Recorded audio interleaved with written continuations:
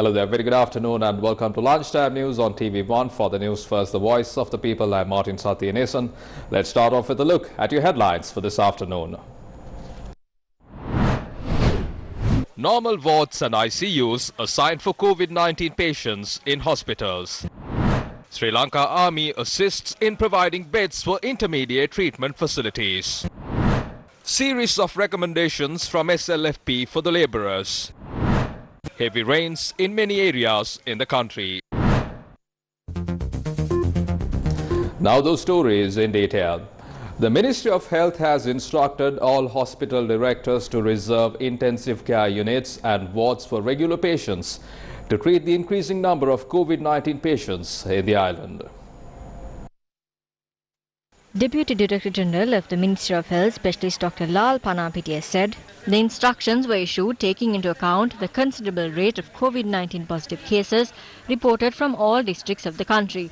Meanwhile, a closed-down factory in the Gampaha district is being transformed into a COVID-19 treatment centre with a capacity of 2,000 beds. Secretary of Defence General Kamal Gunaratne said the Tri-Forces have commenced the establishment of the new hospital. Director of the Lady Ridgeway Hospital for Children, Dr. G. Vijayasuriya, emphasised that there is no reason for the general public to fear visiting the Lady Ridgeway Hospital to obtain treatment. Dr. G. Vijayasuriya assured that the hospital staff is fully prepared to treat the children at any given time. The total COVID-19 cases in the country increased to 106,484 with the identification of 1,531 cases yesterday, which is also the highest daily tally recorded thus far. Ministry of Health said amongst identified cases, 1,491 are attached to the New Year cluster, while 40 are from overseas arrivals. Meanwhile, 10,378 patients are receiving treatment at the hospitals. 362 individuals recovered and discharged from the hospitals, taking the total recoveries in the country to 95,445.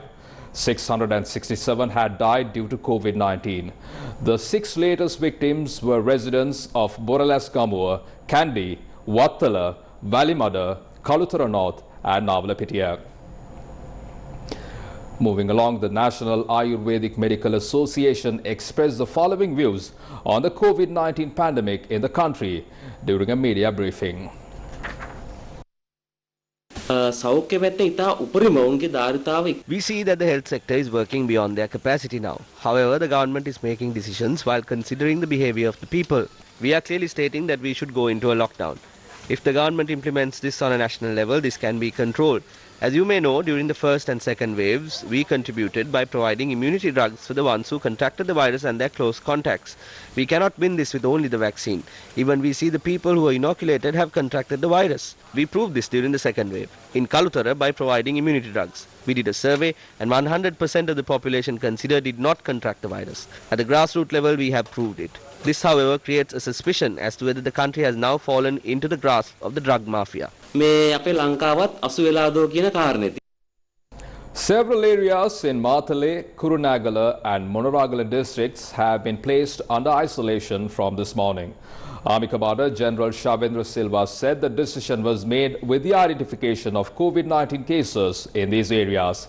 Accordingly, Dambulla, Galevela, Matale and Navala police jurisdiction areas in the Matale district have been placed under isolation. Pannala police jurisdiction in the Kurunagala district and Udabadalava Grama Niladari division attached to Kurunagala police jurisdiction have been placed under isolation from this morning. Gal Amuna and Hela Mulla attached to the Siabalandua police jurisdiction have also been placed under isolation from this morning. Following a party leaders meeting, the government has informed that the debate on the Colombo Port City Economic Commission bill will be held on the 5th of May. The petitions regarding the Colombo Port City Economic Commission bill, which was presented to the Parliament, is being examined at the Supreme Court, and the verdict of the case has not been informed to the Speaker yet. Against such a backdrop, the government has suggested to hold a debate at the Parliament on the 5th of May. Our stance during the party leaders meeting was that number one, since the verdict of the case was not delivered yet, and this controversial bill should at least be debated for 2 days at the Parliament. However, the government continuously informed the verdict is due on the 4th of May as a result. By the 5th, this should be debated and approved in the Parliament. Accordingly, despite our objection during the party leaders' meeting, it was decided to hold a debate on the Colombo Port City Economic Commission Bill on the 5th and approve it in Parliament. වරාය නගරයේ සංවර්ධන පිළිබඳ පනත පාර්ලිමේන්තුවට ඉදිරිපත් කොට සම්මත කර ගැනීම තමයි ආණ්ඩුවේ බලාපොරොත්තු බවට පත් වුණේ. An agreement with 21 recommendations for the trade unions affiliated to the Sri Lanka Freedom Party will be signed today in line with the World Labour Day. The event will take place at the headquarters of the Sri Lanka Freedom Party. The Nidahasata Ekwemu Vadabima Jayagamu, or Let's Unite for Freedom and Win the Workplace series of proposals was signed at the Sri Lanka Freedom Party headquarters under the patronage of party chairman former President Maithripala Sirisena. The SLFP said the 21 proposals were prepared with policies including labour rights, adding the proposals will be presented to President Gotabaya Rajapaksa and Prime Minister Mahinda Rajapaksa. The SLFP further noted the 21 recommendations include labour rights and its related policies. Sri Lanka police arrested a 31-year-old male for obstructing the duties of police officers and organising unlawful assembly when the motorcade of the Chinese Defence Minister was passing through the Barella Junction on 27th of April 2021. Police media spokesperson DIG Ajit Rohana speaking to Newsfirst said investigations were carried out based on a video which was circulating on social media. The arrested suspect, who is a resident of Palavatta Battaramulla, will be produced in the court under the provisions of the Penal Code, and Barella police are conducting further investigations into the incident. The Chinese Defence Minister arrived at Bandaranaike International Airport on the 27th of April 2021, and Sri Lanka police provided a special motorcade to the Defence Minister from Katunayaka to Colombo. While the motorcade was moving towards Colombo, a person obstructed the motorcade while he was shouting at Borella Junction, and he has committed offences under the Penal Code. In addition to that, the traffic law, especially he had organized an unlawful assembly. In addition to that, he has obstructed the police officers. The Borella police conducted investigation into the incident, and yesterday that person was arrested by Borella police. He has been identified as a 31-year-old person, a resident of Palavatta Battaramulla area, and he has released a video clip in connection with the incident. So we have obtained that particular clip also to produce before the court. An individual who provided the raw materials to test explosives to Mohammad Rilwan, the brother of Zahra Hashim, was taken into the custody of the Terrorism Investigation Division. The suspect was held at the Agunukola Palace prison and was taken into the custody of the TID as per a detention order issued by the court.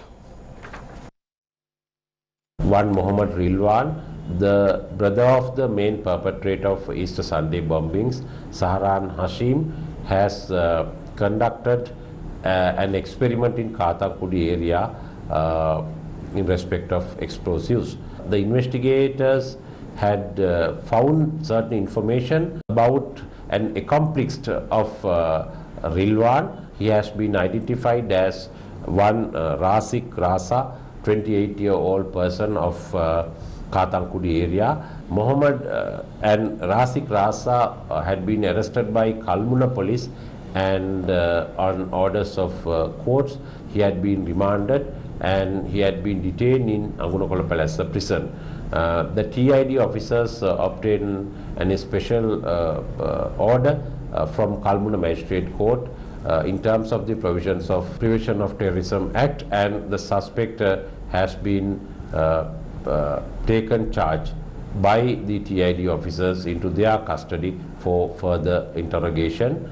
Accordingly, the suspect has been brought from Agunukola Palace prison to Colombo TID, and TID are conducting further investigation. පුජ්‍යලයා කවුද?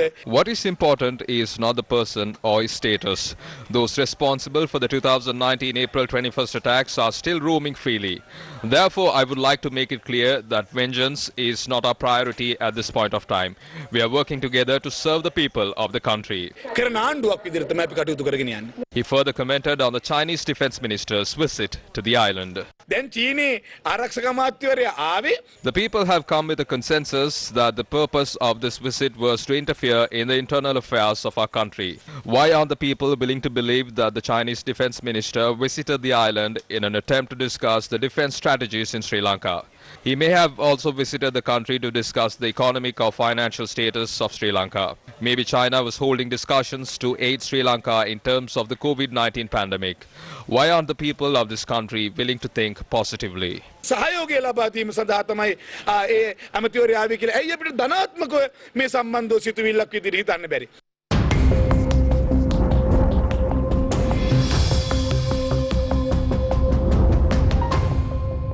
In a weather update this afternoon, the meteorological department states that heavy showers of more than 75 millimeters will occur in the western, Sabaragamuwa, central and in Uva provinces and in some places in the Gaul and Mathura districts. Showers or thunder showers are likely elsewhere during the evening or night. The Met Department has requested the general public to take precautions to minimize damages caused by thunder showers. Meanwhile, many parts of the island experienced heavy showers last night. The highest rainfall of 144 millimeters was recorded from Sirikandura, Hikkaduwa. According to the Met Department, Busa received 905 millimeters of rain, while 108 millimeters of rain was recorded from Katunayaka and 97 millimeters of rain from Colombo. Many houses were inundated after the water levels of the Muragoda Canal increased. According to our correspondent, the water levels have not reduced as of yet. Several areas including Gaul, Gonapinuvala were inundated as a result of heavy showers last night. According to our correspondent, the water levels have not reduced. A 24-year-old individual has been injured following a wild elephant attack in Gallava, Galgamuwa. The youth has been injured while attempting to inform a group of people who were bathing in the Vavar of the wild elephant at 6 in the evening. The injured individual has been admitted to the Anuradhapura Teaching Hospital. Meanwhile, people of Alahara Polonarwa are also being attacked by wild elephants. Villagers of Bakamona, Sirikandu have been inconvenienced by wild elephants. It has been reported that wild elephants encroach the village from the Vaskamu Reserve. Elephants cause damages to many crops of the village. Patients seeking treatment at the Ayagama District Hospital in Ratnapura have been severely inconvenienced due to the unavailability of doctors. Around 300 to 400 patients visit the outpatient department at the Ayagama District Hospital in Ratnapura on a daily basis. However, the patients allege that they have been affected due to the unavailability of permanent doctors at the hospital. Therefore, the Ayagama District Hospital does not provide inpatient treatment, although the hospital consists 3 wards. 5 doctors employed at the hospital were transferred late last year. The Ratnapura District Officer of Health, who was the last doctor, was also transferred to the Ratnapura Regional Department of Health Services last week. When the people are left to struggle by themselves and hope is all that remains, there's a movement that is of the people, a movement that walks from home to home, from village to village, covering thousands of kilometers, touching millions of lives. That movement is Gammadda. For the people, by the people, with the people. From that, we bring to a close this edition of Lunchtime News on TV1. For details of these stories and much more, simply log on to our website www.newsfirst.lk. For the News First, the voice of the people, I'm Martin Satyanesan, along with producer Mariam Gunavijaya. You have yourself a wonderful day.